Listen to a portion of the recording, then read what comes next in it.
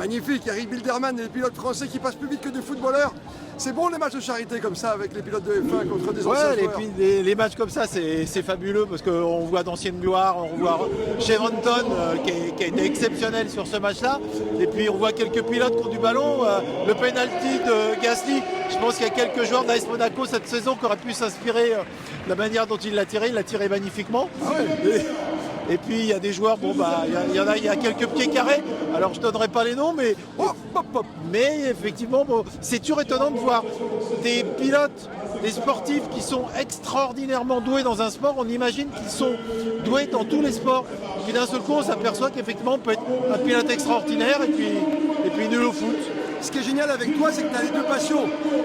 Formule 1 comme Manchester United, quoi, this is the bill, quoi. Et on sent que tu vibres toujours autant, quoi. Ben ouais, parce que j'ai passé un bon moment. À un moment donné, on se lève quand il y a des beaux buts. Quand Cheventon marque son retourné, on se lève comme si c'était un match de Ligue des Champions.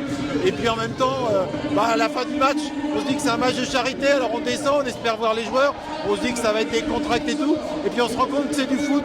Et qu'en fait, dès que c'est du foot, contrairement à la F1, c'est beaucoup plus compliqué d'accéder aux acteurs, de rentrer sur le terrain. Alors qu'en F1, c'est extraordinaire. On le verra ce week-end. La disponibilité des pilotes, elle est exceptionnelle. Comment tu le vois ce week-end? Allez, je t'en mets encore une minute. On sait qui est devant en ce moment, les McLaren et Verstappen. Notre Charles Leclerc national à Monaco, bien sûr. Les Français, qu'est-ce qu'ils peuvent faire? Je crois qu'on est sur une domination de McLaren, mais cette domination de McLaren, elle semble avoir été remise en cause la semaine dernière.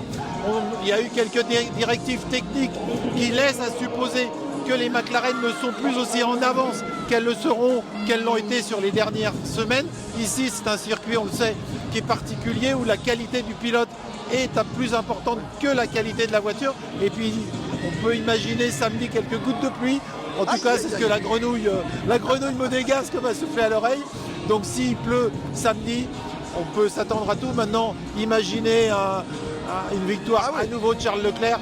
Je crois qu'aujourd'hui, avec ce que les Ferrari ont montré en début de saison, ça va être compliqué. D'ailleurs, Charles a été le premier à l'issue du Grand Prix la semaine dernière à Imola à dire ne m'attendez pas trop sur le Grand Prix de Monaco. Il a essayé de faire descendre la pression. C'est de bonne guerre. Et si Verstappen nous refait un départ comme l'autre jour à Imola, tu vois personne des votes? Je fais de Verstappen depuis le début de la saison mon favori, malgré le fait que la Red Bull n'a pas été au début de saison au niveau des McLaren. Mais la qualité du pilote à voiture inégale, ça reste le meilleur. Merci The Build, Eric Bilderman de l'équipe. Merci à toi, bon Grand Prix. Avec plaisir.